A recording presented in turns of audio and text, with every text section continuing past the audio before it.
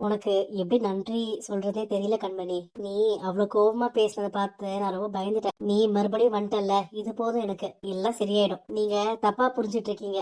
நான் அத்தைக்காக மட்டும் தான் இங்க வந்தேன். நான் உடம்பு முடியாம படுத்துட்டு இருக்கும்போது அத்தை தான் என்னை கவனிச்சுட்டாங்க. அதனால இப்போ அவங்க இப்படி இருக்கும்போது அவங்கள பாத்துக்க வேண்டிய கடமை எனக்கு இருக்கு. அவங்களுக்கு உதவுற ஒரு வேலைக்காரியா மட்டும்தான் நான் இங்க வந்திருக்கேன். வேற எதுவும் நீங்க என்கிட்ட எதிர்பார்க்காதீங்க. எதுக்குமா நீங்க அவளை அலோவ் பண்ணீங்க வீட்டுக்குள்ள? அவளை வச்சுக்கணும்னு எனக்கு ஆசைப்பாரு. நானே சகிச்சுக்கிட்டு இருக்கேன். உனக்கு என்ன இவ்வளவு ஆத்திரம் வருது? உன் பொண்டாட்டி இப்போ நடமாட முடியாம பேச முடியாம படுத்திருக்கிறாள்.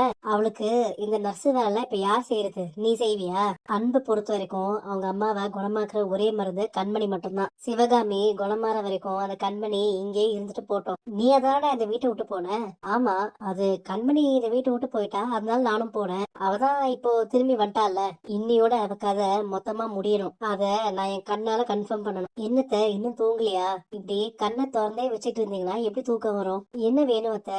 என்ன பண்ணுது உங்களுக்கு? அவங்க என்கிட்ட ஏதோ சொல்ல ட்ரை பண்ணிட்டு இருக்காங்க. சிவகாமியால நினைக்க மட்டும் தான் முடியும். அவளுக்கு பேச்சு இன்னும் வரல. அதுக்கு ஸ்பீச் தெரப்பி எல்லாம் கொடுக்கணும். நீ என்னடானா சொல்லு சொல்லு சொல்லுன்னு அவளை ஸ்ட்ரெயின் பண்ண வச்சுட்டு இருக்க. உடம்பு முடியாதவங்கள எப்படி பாத்துக்கணும்னு எனக்கு தெரியும். என் வீட்டுல இருந்து என்னையே திரும்ப பேசுறியா? கண்மணி, அம்மாவை நாளைக்கு காலையில வந்து பாத்துக்கலாம். அவங்க தூங்கட்டும். நீ வா, நம்ம ரூம்ல வந்து தூங்கு. நாம நம்ம ரூமுக்கு போலாம் வா. ஆமா கண்மணி, அம்மா உடம்பு முடியாம இங்க படுத்திருக்காங்க. நீ எங்க படுப்ப? நான் அப்படியே ஓரமா எங்கேயாச்சும் படுத்துக்கிறேன். எதுக்கு இதை எடுத்துட்டு வந்திருக்கீங்க? நீதான் அம்மாக்கு துணையா இங்க படுத்துக்கிறேன்னு சொன்னல. நானும் இங்கே அப்படியே படுத்துக்கிறேன். அம்மாக்கு ஒண்ணுனா பொண்ணுதானே நீ பாத்துக்கணும். நீங்க ஒழுங்கா பண்ணியிருந்திருக்கலாம். எனக்கு இது நர்ஸ் வேலை தெரியாதேடி. இப்போ கண்மணிக்கு தான் நல்ல பேரு. இப்போ பிரிஞ்சவங்க ஒண்ணு சேர்ந்துருவாங்க போல இருக்கே.